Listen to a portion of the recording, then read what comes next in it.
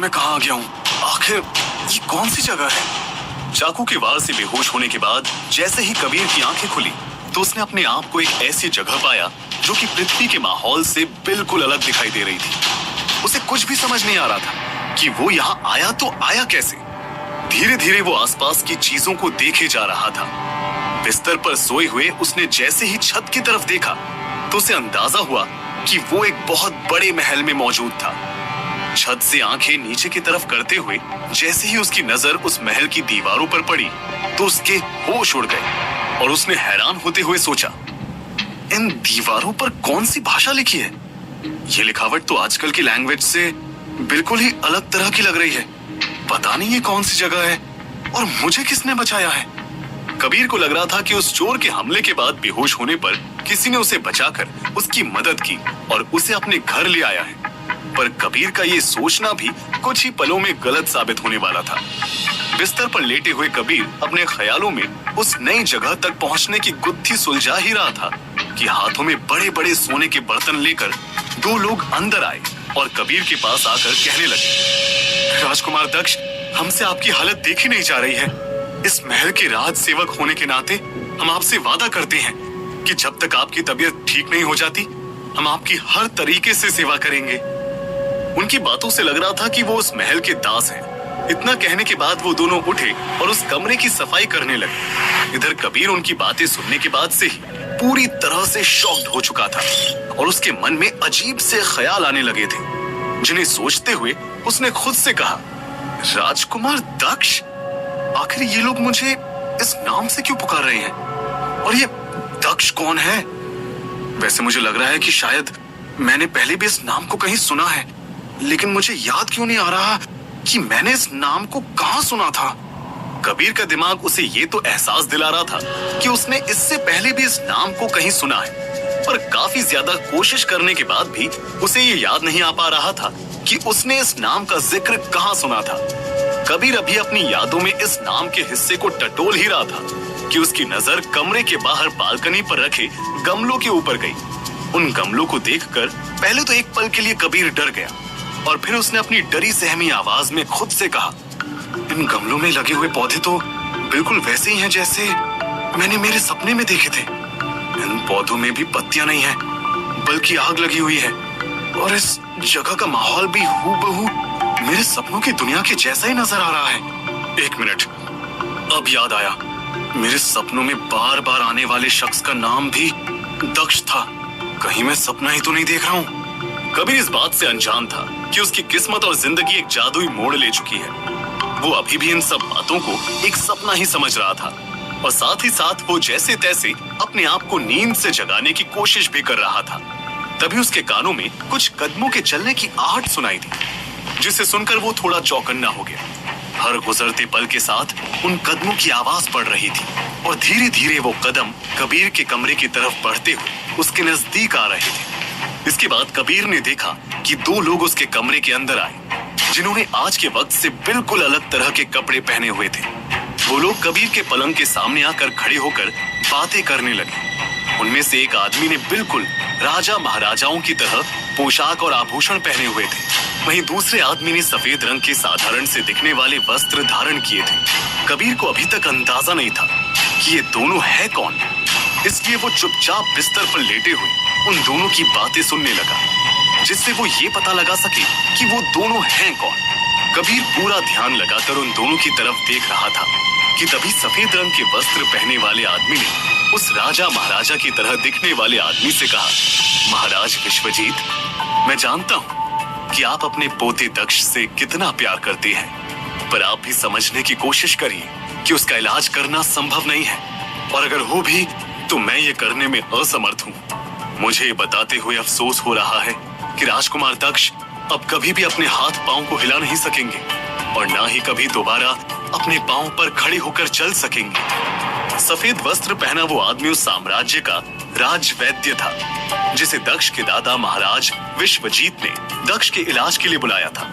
पर उस वैद्य के मुंह से इस तरह की निराशाजनक बातों को सुनकर महाराज विश्वजीत ने अपना आपा खो दिया और गुस्से में वैद्य से बोले, राजवैद्य सुदीप, अगर आप ये काम करने में असमर्थ हैं तो इसका मतलब ये नहीं कि दुनिया में कोई भी इस काम को नहीं कर सकता है। आपको ये कहने का कोई अधिकार नहीं है कि दक्ष अब कभी भी ठीक नहीं हो सकता। आप एक मरीज के सामने ये कहकर उनके आत्मविश्वास को नीचा दिखा रहे हैं। एक वैद्य होने के नाते ये सब करना आपको शोभा नहीं देता है। महाराज विश्वजीत ये सब बातें कहते हुए इतने ज्यादा गुस्से में थे कि उनकी आंखों में गुस्से की आग साफ नजर आ रही थी। राजकुमार दक्ष से उनका लगाव इतना ज्यादा था कि वो दक्ष के लिए कुछ भी उल्टा सीधा नहीं सुन सकते थे। वैद्य सुदीप ने जब महाराज विश्वजीत के इस क्रोध को देखा तो उसने अपनी आंखों को नीचे झुका लिया और धीमे लहजे में महाराज विश्वजीत से माफी मांगते हुए बोला, मुझे क्षमा कर दीजिए महाराज, मैं ये सब बातें कहकर आपका दिल नहीं दुखाना चाहता था।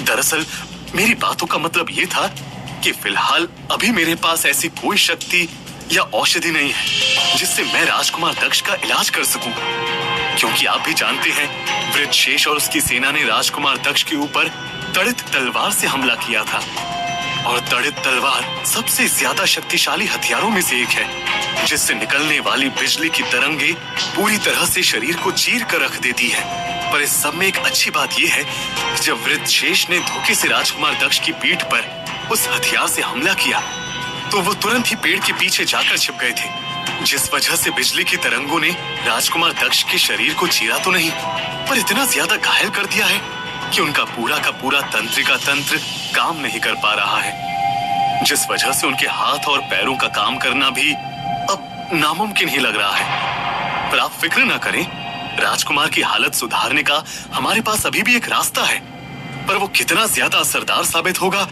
ये अभी मैं नहीं कह सकता हूँ। सुदीप ने जैसे ही कहा कि दक्ष की हालत में सुधार लाया जा सकता है, ये सुनते ही महाराज विश्वजीत की आंखों में उम्मीद की किरण फिर से जाग गई। विश्वजीत की आंखें चमक उठी और थोड़ी सी नम भी हो गई। उनके चेहरे पर एक हल्की सी खुशी साफ देखी जा सकती थी। आखिरकार डूबते हुए को एक तिनके का सहारा ही काफी होता है। अभी तक विश्वजीत के सामने दक्ष के इलाज के लिए एक भी उपाय नहीं था, पर जैसे ही सुदीप ने कहा कि एक रास्ता है तो महाराज विश्वजीत ने सिसकते हुए सुदीप से कहा, क्या सच में ऐसा हो सकता है वैद्य सुदीप? दक्ष का इलाज किया जा सकता है? अगर ऐसा संभव है तो जल्दी से मुझे बताइए, वो उपाय क्या है? मैं दक्ष को ठीक करने के लिए कुछ भी करने को तैयार हूँ। विश्वजीत के रुआसे लहजे को देखकर सुदीप से रहा नहीं गया और उसने विश्वजीत को दिलासा देते हुए कहा, महाराज आप इस साम्राज्य की उम्मीद हैं। अगर आप ही इस तरह से कमजोर पड़ जाएंगे तो हमारा ये साम्राज्य भी धीरे धीरे बिखरने लगेगा। इस साम्राज्य की बुनियाद को मजबूत रखने के लिए आपका अपनी भावनाओं पर काबू रखना जरूरी है। देखिए, मैं आपसे ये तो नहीं कह रहा हूँ कि ऐसा सचमुच में हो सकता है, पर मैंने अपनी शिक्षा के दिनों में ये सुना था कि नागवीर पर्वत पर एक बाबा रहता है और उसके पास एक ऐसी शक्ति है जिससे वो तड़ित तलवार के प्रहार को भी बेअसर कर सकता है। हमें नागवीर पर्वत पर जाकर उस बाबा को ढूंढना होगा और राजकुमार दक्ष को ठीक करने के लिए ये आखिरी कोशिश करके देखनी होगी। सुदीप की बातों को सुनकर विश्वजीत ने जवाब देते हुए कहा, अगर ऐसा हो सकता है तो हम बिल्कुल भी वक्त गवाए बिना तुरंत ही नागवीर पर्वत के लिए निकलते हैं। तुम चलो मेरे साथ, अब हम और देर नहीं कर सकते। मुझे जल्द से जल्द दक्ष को अपने पैरों पर खड़ा होते हुए देखना है। इतना कहने के बाद विश्वजीत और सुदीप दोनों दक्ष के कमरे से बाहर निकल गए। कबीर को अभी भी ये समझ नहीं आ रहा था कि आखिर ये सब चल क्या रहा है। आज तक सपने में वो एक थर्ड पर्सन की तरह दक्ष और उससे जुड़ी लड़ाइयों को देख रहा था, पर आज लोग उसे ही दक्ष कहकर पुकार रहे थे। ये सब उसके लिए बिल्कुल अनोखा था। सुदीप की बात सुनने के बाद कबीर ने अपने शरीर को हिलाकर ये जानने की सोची कि सही में उसके हाथ पैर काम कर भी रहे हैं या नहीं, और इसके बाद जो नतीजे उसके सामने आए उसे देखकर उसके होश उड़ गए। वो बिल्कुल ही अपने शरीर को हिलाने में नाकामयाब था। उसकी एक उंगली तक में भी हलचल नहीं थी। वो सिर्फ आसपास की चीजों को देख सकता था, पर बिस्तर से खड़े होकर उन्हें छू नहीं सकता था। ये बिल्कुल ही एक पैरालिसिस वाली सिचुएशन थी। कबीर ने थोड़ा और जोर देकर अपने शरीर को हिलाने की कोशिश की तो उसे एक झटका लगा और उसके सामने कुछ अजीब से दृश्य और आवाजें उभर कर सामने आने लगी। अच्छा, तो तुम आए हो मुझसे बदला लेने, पर तुम ये नहीं जानते कि मैं तुम्हें मिटा कर रख दूंगा। जिस तरह से मैंने तुम्हारे पिता धर्मसेन की हत्या की थी, मैं तुम्हें उससे भी बुरी मौत दूंगा। जरा देखो तो अपनी शक्ति चक्र पर इसे कितना ज्यादा घमंड है। एक दिन मैं इससे आगे निकलकर जरूर दिखाऊंगा और इसे बता दूंगा कि शेष दंभ किसी भी चीज में इससे कम नहीं है। कबीर की आंखों के सामने पता नहीं क्यों दक्ष से जुड़े ऐसे अजीब से दृश्य सामने आ रहे थे। उसे एक के बाद एक दक्ष की जिंदगी में हुई सारी चीजें नजर आने लगी। कबीर के लिए ये सब बर्दाश्त करना मुश्किल हो गया और उसने चिल्लाते हुए कहा, ये सब क्या हो रहा है? ये कैसी आवाजें हैं? अगर मैं कुछ देर और ये सब सुनूंगा तो मैं पागल हो जाऊंगा। इन आवाजों को सुनकर मेरा दिमाग पूरी तरह से फटे जा रहा है। जब ये सब कबीर के लिए बर्दाश्त करना मुश्किल हो गया तो वो जोर से चिल्लाने लगा, पर कबीर की आवाज उसके शरीर से बाहर ही नहीं जा रही थी। उसकी चीख कहीं अंदर उसके जहन में ही घुट कर रह गई थी। धीरे धीरे कबीर को वो आवाजें सुनाई देना बंद हुई और उसके अंदर का माहौल पूरी तरह से शांत हो गया। अभी वो इस सदमे से बाहर आ ही रहा था कि उसके कमरे में उसके पलंग के सामने अचानक ही एक धुएं का गुब्बारा आ गया और फिर उस धुएं के पीछे से एक जोरदार आवाज आई, धूम्रस्तित्व प्रदर्शितम।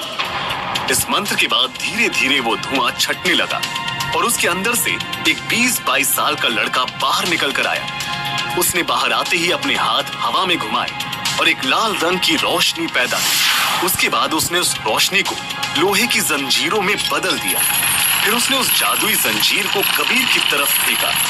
उस लड़के के ऐसा करते ही कबीर का सारा शरीर जंजीर में जकड़ गया और उसे घुटन महसूस होने लगी। आखिर कौन था वो लड़का जो इस तरह जादुई रूप से कबीर के सामने आकर खड़ा हो गया था? दक्ष के शरीर के अंदर बैठा हुआ कबीर क्या उस लड़के से लड़ पाएगा? और क्या विश्वजीत और सुदीप नागवीर पर्वत पर उस बाबा को ढूंढने में कामयाब हो पाएंगे? इन सभी सवालों का जवाब जानने के लिए